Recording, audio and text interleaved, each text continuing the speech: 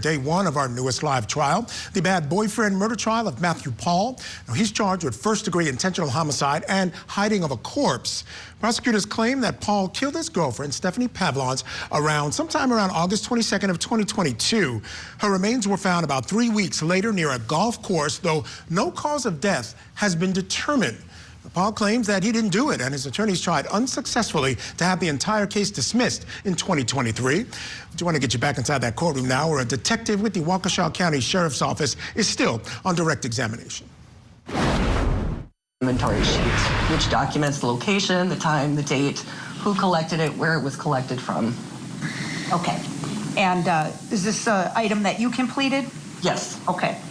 Move to admit 181, permission to publish. Any objection? No, sir. All right, 181 submitted.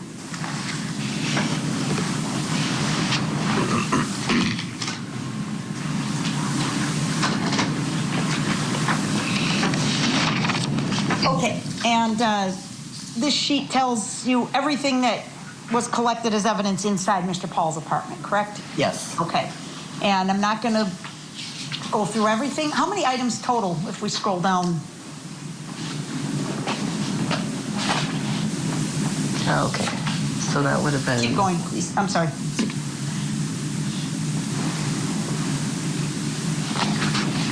$23. 23 items total? Yes. Okay. Could please go back to page 1? And I'd like to start out with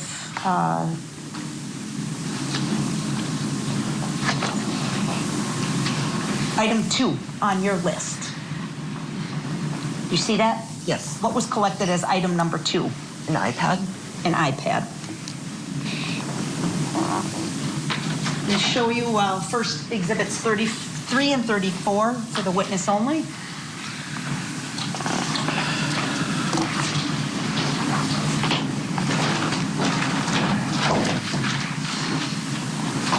Have you seen those photographs, ma'am? Yes. Are they true and accurate depictions of the evidence collected inside Mr. Pahl's apartment? Yes. Move to admit 33 and 34, permission to publish. Any objection? No, sir. All right, 33 and 34 admitted.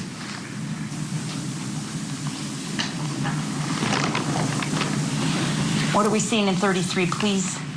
So this is an overview of the iPad. This is on I believe there was a futon or some type of couch that was in the living room in the apartment. Okay. And 34, please.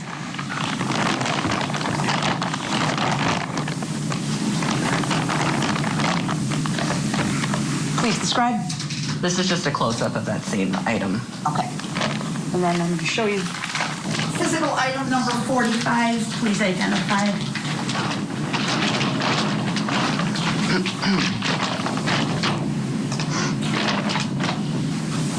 It's an iPad. Okay. Same iPad we've just been talking about. Except with the pink. There's no pink cover on The it. pink case is no longer with Yes. it. Okay, but it is the same item that was collected from the couch or the futon in the living room at Mr. Pahl's apartment? Yes. Okay. Next, if you could please display for the witness only Exhibit 23.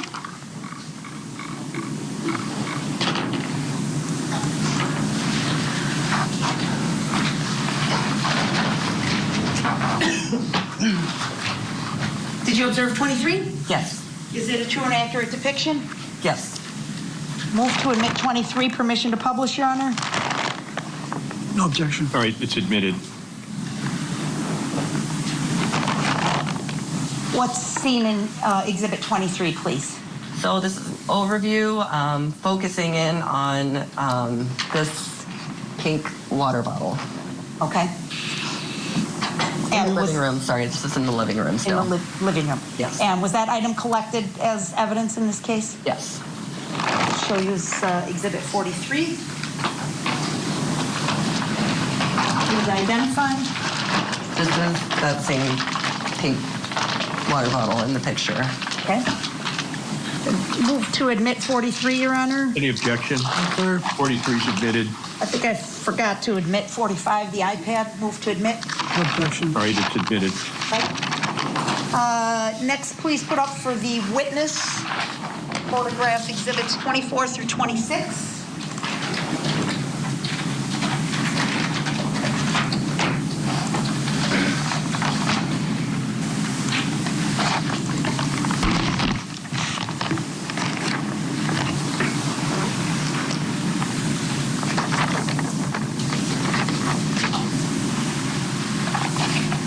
Have you had an opportunity to review all of those photographs, ma'am? Yes. Are they all true and accurate depictions? Yes. Your Honor, I move to admit 24 through 26, and permission to publish. Any objection? No, sir. All right, 24, 25, 26 are admitted.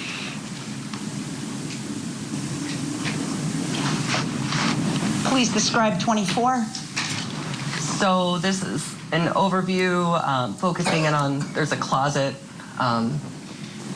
You can circle it or Okay, point all to right. it. Yeah. Yep, so the closet's right here. Okay, you've drawn an X on the Closet door. Okay. And that pink water bottle was in the same area?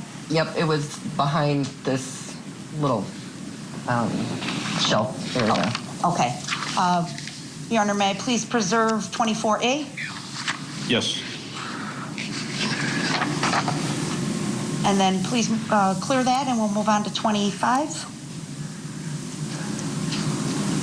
What do we see in 25, please? So this is just a closer view of a beer stein that was located in the closet on the floor. Okay.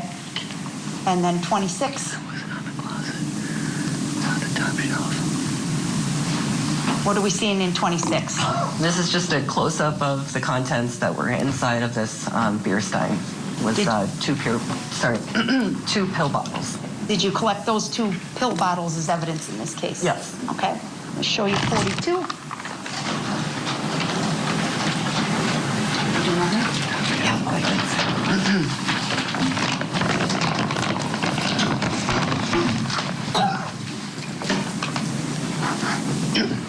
Can you identify 42? Yep, these are the 2 pill bottles that were located in the beer stein. Move to omit 42, please. Any objection? No, sir. All right, 42 is admitted. Please present for the witness only 35 and 36.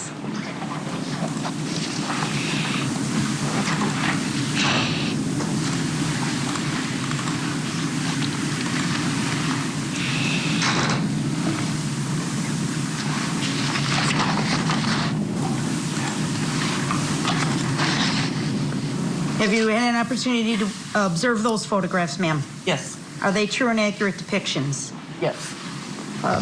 Move to omit 35 and 36, permission to publish. Any objection? No, sir. All right, they're admitted.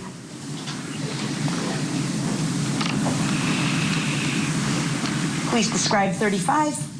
So this would be in the bedroom.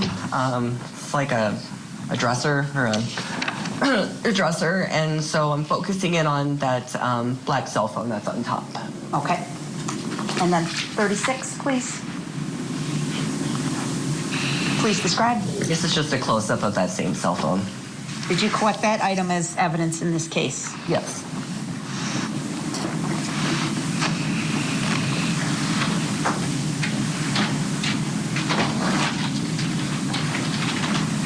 The exhibit 46. Please identify. This is the same cell phone that was located in the bedroom on that the dresser. Move to omit 46, Your Honor. Any objection? No, sir. All right, 46 admitted. All right.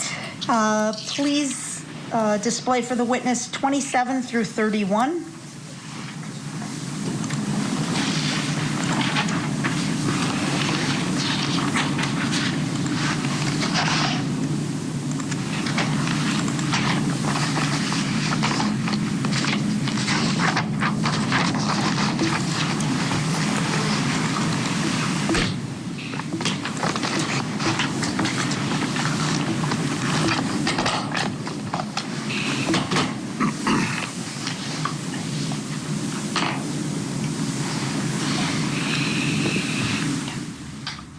Have you had a chance to All right, let's quickly bring in our guest for this hour. Joining us is attorney and former prosecutor Randolph Rice. Randolph, always a pleasure to see you. Thank you so much for joining me tonight on the show. And I want to talk just, again, your general ideas about the case. It's a case where the prosecution has some problems, right? There's a number of them. But a couple of the most important ones are the fact that they don't have a cause of death here.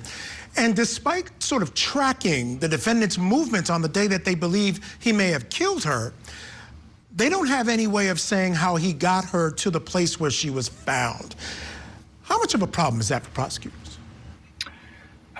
You know, I don't know if it's necessarily a huge problem. I think that they can certainly get those gaps filled in. But you're right, Michael. This is a tough case for the prosecution. There is a lot of circumstantial evidence, but no direct evidence that points, to this individual killing his girlfriend at the time. So it is going to be a challenge. It'll be interesting to watch to see exactly how they get over all those hurdles. Now, the motive in this case, for me, is a little shaky. As we know, prosecutors don't have to prove motive, but it's always nice to have it. And here, apparently, he was talking to some women in the Philippines and I guess was telling them that he was planning to get out there at some point. He broke his foot, which kind of put the sort of kibosh on that. But, just by a couple of months, he was going to go sometime later in the future. What do you make of the motive? Because otherwise, I haven't heard anything that suggests why he would want to kill this woman. No, you're right. Again, this goes back to your point earlier that this is a very tough case for the state. I think that obviously there was some allegations of previous domestic violence. They can certainly lean on that a little bit. But you're right. I mean, there are plenty of people obviously have communications with individuals outside of their relationship, but they don't necessarily kill their partner. So that is a stretch for the state. Yeah, and again, he's talking to these women in the Philippines. They're in this on-again, off-again relationship. If he decides to up and leave, it sounded like he could just get up and leave. It wasn't like they had these ties to each other, although they did have a child. And we also heard from this particular witness what the condition the body was in when it was found. Again, it was decomposed to a great degree, but we do know, or at least the way the body was found, the bra was pulled up, the pants were opened, some of the buttons on the pants were opened, and the arm was sort of still clinging kind of to the sleeve of a blouse. Now, that could be suggestive of any number of things, but what do you make of that, and is that helpful to either side? Yeah, that actually could be helpful to the defense here because they could be arguing that this was somebody else trying to sexually assault her. And if as the state's allegations is this defendant, and they obviously had a relationship, why would he need to force these items of clothing off of her? So I certainly think the defense can use that in defending him in this case. All right, Randolph, let's take a quick break. Folks, stick around, because when we return, the detective continues her testimony in the bad boyfriend murder trial, and we're keeping you caught up on the murder of Julio Fulio trial that's going on in Florida. A detective testifies about what two local gangs did right before the rapper was gunned down. Keep it here on your front row seat to justice. I ended up asking him if he loved me. He said, I don't know. I said, do you love her? He said, I don't know. That set you off? Someone was stabbed? Yes, she's on the floor. I didn't have the intent to kill Sarah. I really just wanted to scare them. It looks more like fury than fear. Did you kill Sarah to possess what she had with Josh? Sorry. Interview with a Killer. New episode Saturday night at 8 Eastern and Pacific, only on Court TV.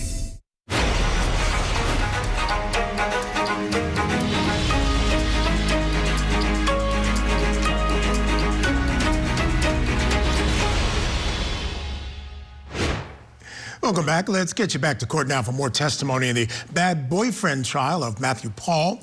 Detective Christina LaFleur with the Waukesha County Sheriff's Office is now testifying about items found that belong to the victim in the apartment of the defendant.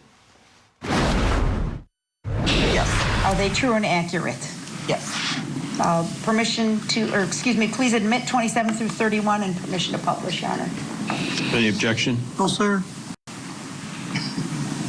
So we'll start with 27.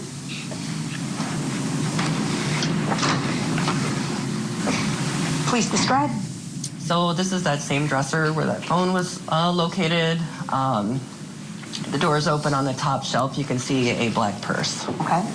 That's the same dresser where the cell phone was located, you said? Yes. Okay. 28, please. Describe. This is just a close-up of that same black purse. 29. Describe. And this is a close-up of the contents of that purse. Okay. And next 30.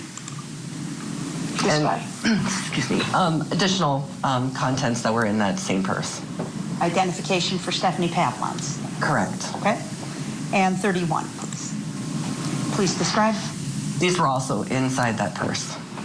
And what are these objects, please? 2 vapes and 2 pill bottles prescribed to Stephanie. Okay. The purse itself was collected as evidence? Yes.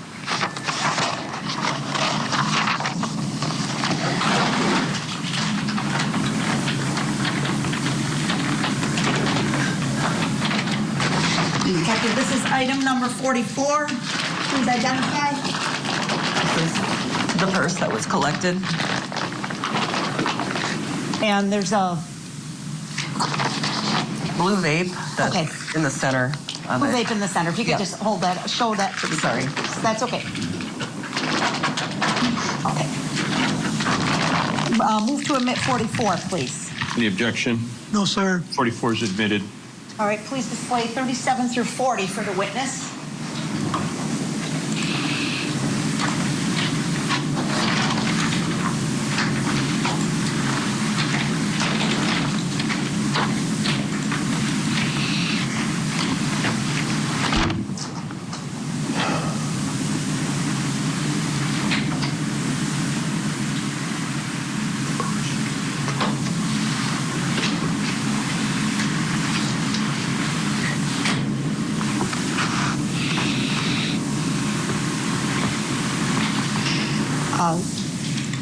Have you had an opportunity to review all of those photographs? Yes. Are they true and accurate depictions? Yes. Move to admit 37 through 40, permission to publish. Any objection? No, sir. All right, they're all admitted.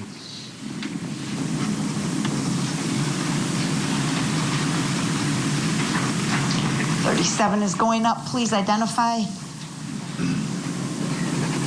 So, this is a bag with medication, various other medical supplies were inside of it. Okay. 38. Please describe. Close-up of some of the medical items that were seen in that bag. 39. And specifically close-ups of the scalpels that were inside that bag. Okay. 40. Just turned over the bag to take a picture of the other side. Okay. And 41. Nope. 41's right here.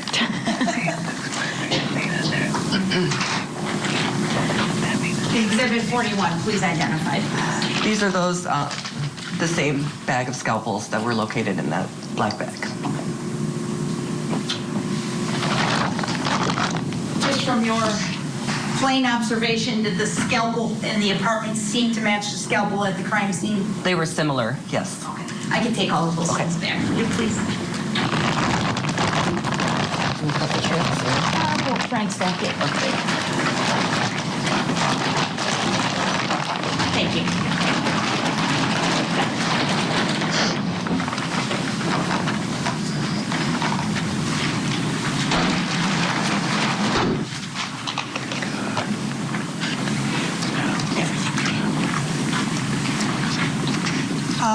Please display for the witness only Exhibit 32.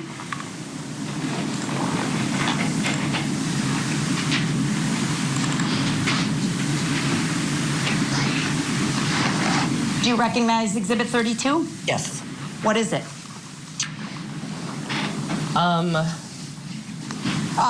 Just tell us what it is before I'm Oh, okay. ask the judge to. These are the contents of the defendant's wallet. Okay. Is this a true and accurate depiction? Yes. And how was it that you photographed the contents of Mr. Pahl's wallet? I was notified by Detective Seitz that he had a wallet that he wanted me to take a photograph of. Okay. This is at the sheriff's department. Okay. Your Honor, move to admit 32, permission to publish. Any objection? No, sir. All right, it's admitted. And what kinds of items did you locate in his wallet? Identification for him. There was some bank cards, some insurance cards, keys, and some paperwork that had passwords and other various notes on it. Okay. The card in the middle. All right, before we go to break, we do have a quick update in the murder of Julio Fulio trial happening in Florida. Prosecutors say that Elisa Andrews conspired with 4 gang members to kill the local rapper, whose real name is Charles Jones, as part of an ongoing gang war, and this happened last year. Several law enforcement officials took the stand today, including Detective Richard Peter. Now, he works at the Jacksonville Sheriff's Office. He works in the Gang Investigations Unit, and he was assigned to ATK. That's the gang that some of Andrews' co-defendants are affiliated with. And he explained to the jury that gang members use social media, music videos, and drill rap to claim territory and taunt rival gangs. He said the gangs ATK and another gang called 1200 made a music video about Julio Fulio's death shortly after it happened. And ultimately, as it relates to the YouTube or music videos in this particular case, were there videos posted after the death of Charles Jones in 2024? There was. Did those music videos come from members of ATK and or 1200? Yes, ma'am. Specifically as it relates to a music video by the title of Game Over, who was the music artist that made that video? Young and Ace. And when, in relation to Charles Jones's murder, was that video published to YouTube? I'm not sure the exact time, but a couple weeks. I don't know the exact date. It was a couple weeks after. All right, court has ended for the day there. Testimony set to resume tomorrow. We'll be sure to keep you updated on the biggest moments. All right, let's take that break now. Up next, we're going to wrap up testimony for the day in the bad boyfriend murder trial in Wisconsin. And then a little later, prosecutor in the toddler stabbed murder trial of Bianca Ellis is going to join me to talk about how the murder case didn't boil down to mental health issues, but instead knowing the difference between right and wrong. Keep it here on Court TV Live.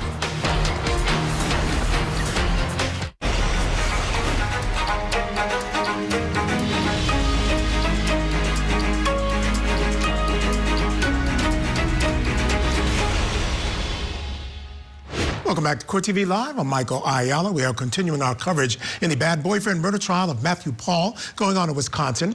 He faces a mandatory life sentence if convicted of killing his girlfriend, Stephanie Pavlons, back in August of 2022. Want to head back to court now, where a detective is now testifying about processing the defendant's vehicle. So give us an overview of what we're looking at here, please, Detective.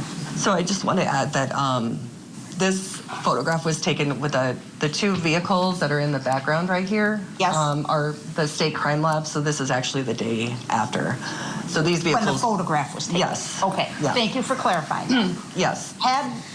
Except for those 2 vehicles from the crime lab personnel, had the contents of the pole barn changed in any other way? No.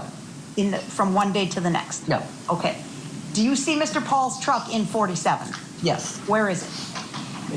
Right here. Okay. You're going to ask to please preserve 47A, and the 2 items in the square are the crime lab vehicles, and the item with an X is Mr. Pahl's vehicle. Is that correct, Detective LaFleur? Yes. Okay. All right. Okay, so if you could please clear the screen, Madam Clerk, and then I'll ask you just to kind of orient us what we're looking at. Okay, so this is facing, so the pole barn has 2 large overhead garage doors on both the east and the west side, and they also have a service door on each side as well. Okay. So facing east right now. Okay. 48. Please describe. Yep, so this would be facing north. And then the other service door to the west is on the left side there. Okay, can you, with an X, mark the overhead door? Yes. And then with a circle, the service door. You can't really see it from, so this is the exit, so Okay. it's right below. Okay, actually, I think the next picture will show us better, but can we please preserve 48A, Your Honor? Yes. 49. You see that service door a little bit better in this one? A little bit, it's right about here at the top of it. And to the right of the service door, it appears there's some motorcycles there. Yes. Can you explain that? So those are other vehicles that were involved in fatal or serious injury crashes. Okay. Could they also be stolen vehicles? We did not, I don't believe we had any stolen vehicles at that point in time. Okay. Inside. Please preserve 49A. Yes. Okay. And then 50. All right, so this is again facing east. So directly behind me, or would crime lab took the photo, but directly behind where this photograph would have been taken is the other service door. Okay. And so now we're looking back down the length of the building. Yes. Okay. And those two crime lab vehicles are still there in the middle? Yes. And then what else? What's around the side, around the edges of the pole barn? As far as like vehicles? Yeah, those are just other vehicles that were stored there. Okay. And ordinarily, if the crime lab hadn't parked their vehicles there, that area's open? Yes. So you can move vehicles around if you need to or access them? Yes. Okay. And the vehicles are all kind of parked along the outside or the perimeter of the pole barn? Mostly, we try and keep them on the north and the south side. Okay. But we were pretty full at this point, so we did have to park at least one vehicle on the far east side by the door. Okay. All right, moving on. We talked about the fact that the crime lab did a search of the truck, correct? Yes. And I'm going to ask to put up for the witness only Exhibit 52.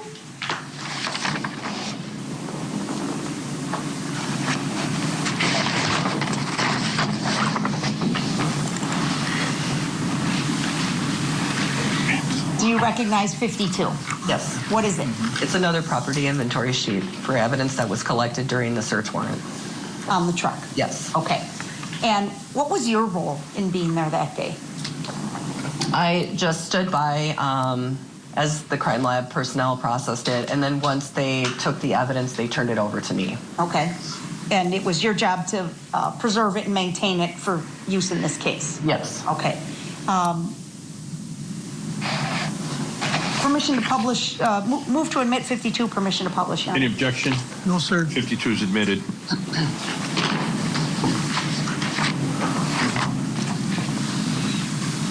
So if you could just scroll down a little bit, I want to ask you, there's various items that were recovered from the vehicle, correct? You could stop right there. Yes. A lot of tools and instruments that potentially could be used to harm somebody if Judge, I object to that line of that statement. Sustain the objection. Don't answer. Next question. Sure. This is a true list of everything you collected from that vehicle, correct? Yes. Okay. Next page, please.